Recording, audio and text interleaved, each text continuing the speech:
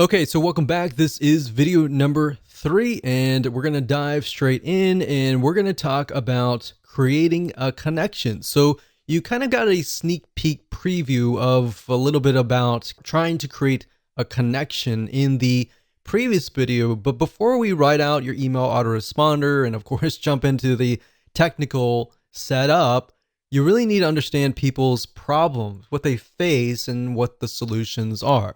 So what I'm going to do in this particular video is to help you figure that out and help you solidify what that really looks like.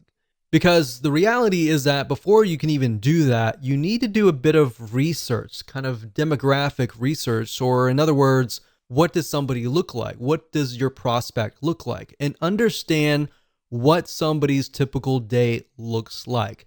Now, you might be wondering, why would I ever want to know that kind of detail?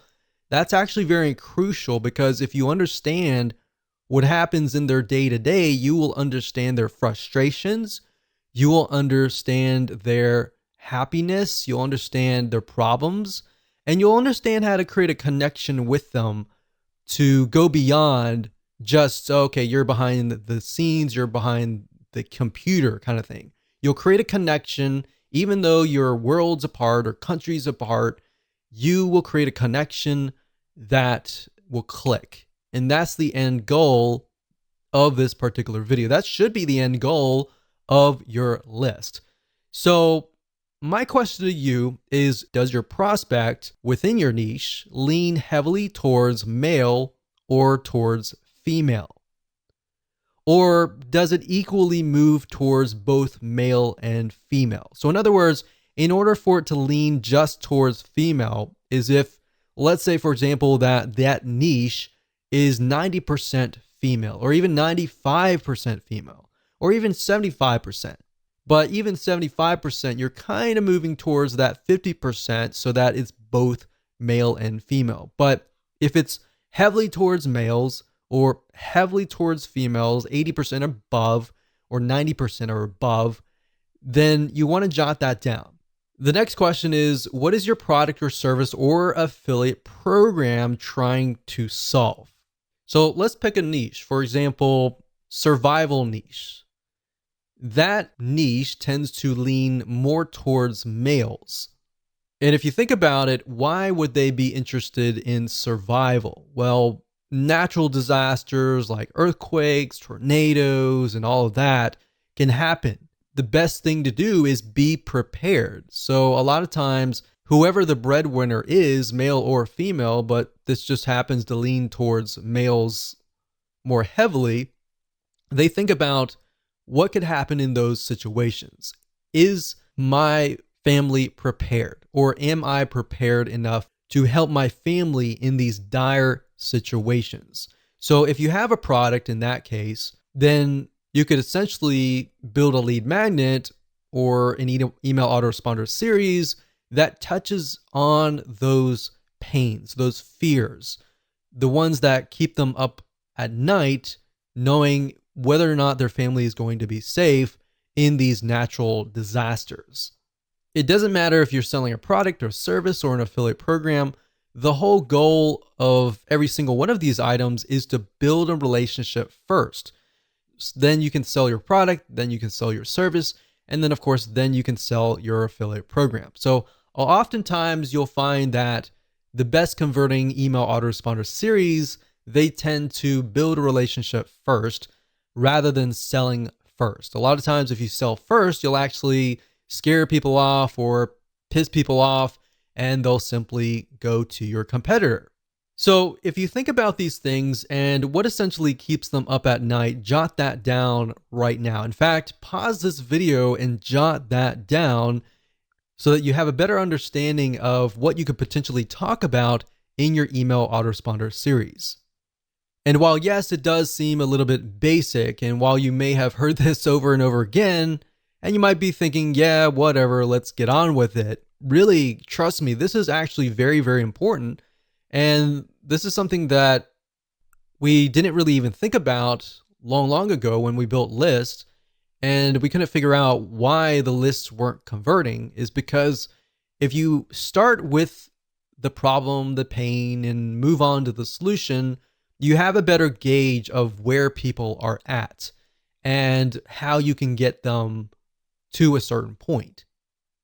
But if you build a list to build a list without any sort of plan, without even understanding their problems and pains and all that, you don't really know where, in what stage they are at. Does that make sense?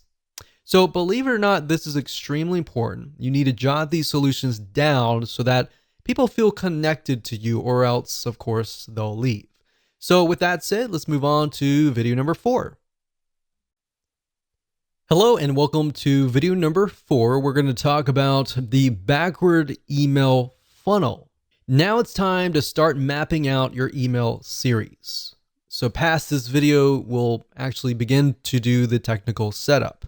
So obviously, if you do not have an email series yet, then make sure to watch this video step by step, watch it twice, because we're going to show you how to create a high converting email funnel. Even if you have an email series that is already written up, I highly recommend that you watch this video, because we're going to talk about some more advanced strategies that will help you create an email series that will get higher open rates and higher click-through rates. So if somebody gets your email, they're going to be interested and they're going to click through.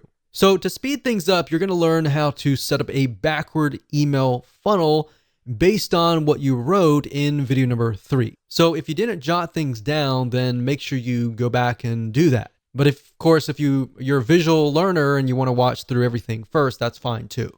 Now, the point of the backward email funnel is to start at the very last email, which typically starts with "buy my stuff" emails. And it'll make more sense when I show a mind map and the process of how to create the funnel. Now, the reason why we want to go backwards is because psychologically, when you move forwards, when you write the first welcome email, the second email, and all of that, it's actually very hard for the brain to think that way. In fact, if you start at the very last end goal, which is "buy my stuff," you'll begin to think of the missing pieces and how you can fill out. Let's say you have email number 12. You'll figure out email 11, 10, 9, 8, 7, 6, 5, 4, 3, 2, 1 very, very easily. And it actually, psychologically, you'll be able to speed it up. You'll be able to create a higher converting email funnel. So to kind of give you a brief idea, the emails before that should build a relationship, should hone in on the pain, because you got to assume that the people that are coming to this list are people that do not know you. But of course, if they know you, then that's even better. So what you're trying to do is do the worst case scenario where people do not know you. Create an email autoresponder series based on that. If you do that, you'll actually get a higher conversion rate. Obviously, there's no guarantee, but statistically from our own test, that's what we found. So in other words, most of your prospects aren't going to know you. They just have an issue or a problem that they want solved. In fact, most of them don't really care about you. They just want a solution to their problems. Now, of course, over time, as you write to them, you give them solutions to their problems, not the complete solution, which is going to be the end goal, the product or service or affiliate product, but little snippets of gold, little snippets of tips here and there. Over time, they will build a relationship with you. To make more sense, what I'm going to do now is break things down via a mind mapping software. So let's go ahead and do that right now. Okay, so now we are at Lucidchart, which is a flowchart system. Now, you don't need to use them. You can use anything that you would like to use. You can even use a piece of paper. The point being is that a lot of people, they tend to start with the welcome email, or they immediately go into "buy my stuff." And if you think about it from your own standpoint, if you're interested, but you're not really interested in any specific product, but you are interested in maybe solving your problem. I mean, who likes to go to car dealerships and have somebody hound over you to say "buy, buy, buy, buy," right? most of us, unless we've done our own research before and we're there to buy, we're not ready, right? So that's why I say start at the very end. Start where you want to get people to buy your stuff and then move backwards. So if this is your, let's say, sixth email or even 12th email, doesn't matter. You just want to start at the very end. And then what we want to do is we want to move backwards. So we're going to move from here all the way back over here. So buy my stuff email back over here. Now you might be thinking, well, what exactly does that look like? So let's take, for example, the example that we talked about earlier about the survival product. So let's say, for example, that we are selling survival kits, maybe meal kits.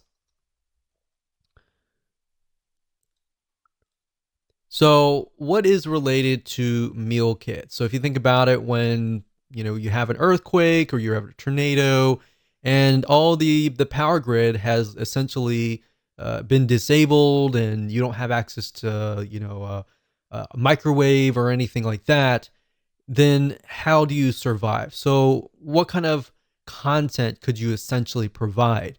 So if we open up our little nifty notepad here, we could just start brainstorming survival meal kits.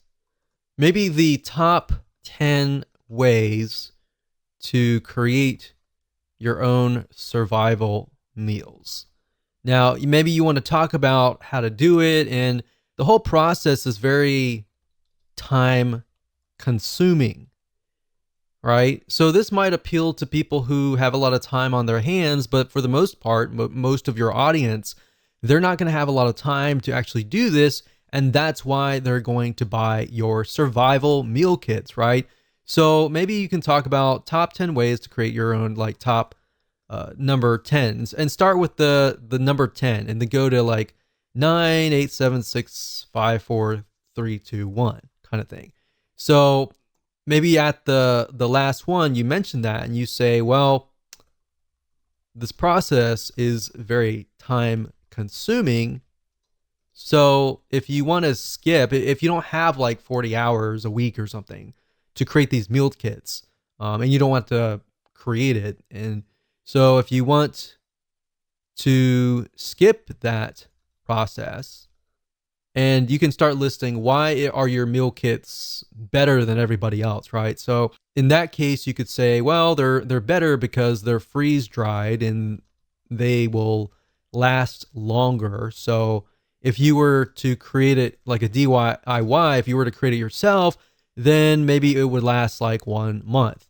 But if you come with us, then ours will last like 12 months. So if you're out in the wilderness and you got 12 months, then these foods will last you about 12 months. I would start hitting on pain points, fears, power grid out. So not having power for more than a week. And that's happened. We've seen that in a lot of natural disasters where there's no power and there's literally no food in the grocery stores. And there's like chaos and everything like that. So the point is, how can you take these items here and then insert them into your top 10 ways? So when they sign up for top 10 ways to create your own survival meals, or even top 10 ways to survive in earthquake, then you start naming the top 10. So number 10, it can be, something. Number 9 can be something. And number 1, or you could do like top 5 ways, and then email them 5 emails. And by the 5th email, you've provided so much value that they are going to trust you. And then you can have the survival email kit. So then you can have the buy my stuff emails. So by working backwards, then we can say, okay, this can be top number 1. And then this can be 2, 3, 4, and 5. So we can work that in here, 2, 3, 4. So let's just do 4 just because the screen's so big enough. So top 4 reasons. Now I will say one thing that we've tested out is top 4 and 5 tend to work better. Anything beyond that tends to be a little bit more overwhelming unless you can fit that into other emails. So we found that actually the top 4 ways actually does really well. Top 4 or 5.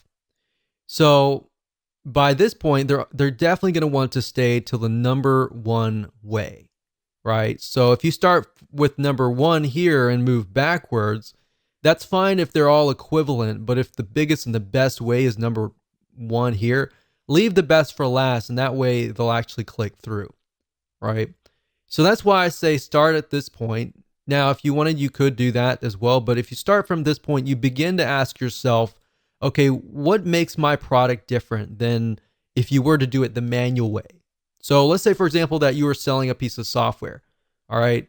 Same concept. So if we were selling software, for example, a lot of times with software, you want to show the manual process, meaning the time-consuming process. In fact, if you notice, a lot of software companies nowadays are coming out with a lot of free training, free academy training type deals, because what they want to do is they want to show you how to do it for free, but then you realize, I don't want to do all this. I don't have much time in the day. I would rather buy a piece of software and speed the process up. But in order to get you to that point, they need to show you the value, right? In order to that, you need to see the value. So in that light, you could show the manual process. So let's show you a different scenario here. So let's move this down. So this is a totally different scenario here. So let's say, for example, you're selling a piece of software.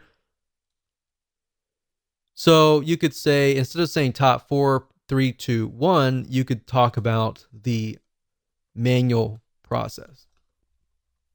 So this could be in the form of a blueprint, a secret plan, step-by-step plan, a video course. And then you talk about every single email. Maybe you send them to a 5-minute video, which, by the way, if you do videos, make sure that your videos are short and sweet, especially if they are kind of lead magnet type videos. It's fine if it's a video course that they just purchased, like this one right here, but keep in mind that they have a short attention span. So if you do this, maybe the first thing would be, if this is a blueprint, what I would do is I would do a PDF, like a PDF blueprint. And then you say, in the next coming days or weeks, I'm going to show you step by step how to set things up. So we'll say step 1, step 2, and then step 3. So what you're doing here is you're showing that they need all of these emails in order to create a complete system. If you give everything up front at the first email, they're not going to have a reason to stay, right? So you want to make sure that you have it so that this is a complete system. So if they unsubscribe here, it's going to feel incomplete. Now, if you think closely about a movie, for example, a lot of times our brains don't like incomplete. So if you were to watch a movie and you saw even half of it, in your brain, usually you will think, I want to see the whole thing, right? If I only saw half, I want to see the whole thing. That's why our brains do not like complete. So that's what I'm showing you here. Now, in practical sense, what does that look like? Now, if you start out, welcome to, let's say, survival meal kits. So the first email will be a welcome email. Now, you want to make sure that you connect the emails. So at the end of the first email, and you talk about the top 4 reason or whatever that looks like, then you want to connect that somehow to the top number 3 in that first email. So you want to say something like, P.S. I'm going to send you an email tomorrow or the day after tomorrow or whatever on top number 3. The second email is going to be, all right, so we talked about this in the first email. Let's talk about top point number 3. And then of course, in the PS, you're going to say, I'm going to send you an email in 2 days for top number point number 4. So actually that's 4332, not 4. So that's 2. So I don't really need to go on, but the point is you need to connect them. So now that the arrows are going this way, we can actually move the arrows back. So the reason why I go backwards is because you take a little bit of content here and you move backwards. You take a little bit of content here and you move backwards. So when they sign up for this, they're naturally going to want this content, this content, this content here, and they're naturally going to want this content here. Believe it or not, this is the same strategy that we have used to get literally 50% open rates and 20% click-through rates, which is just insane. We've even seen in different niches 75% open rates, which is crazy. So as long as you understand this process and you follow along with the backward funnel and you write these emails in this way, connect to the right person and talk directly to them, you'll actually get a better conversion rate. So I hope that helped you. It's simple, but it's powerful.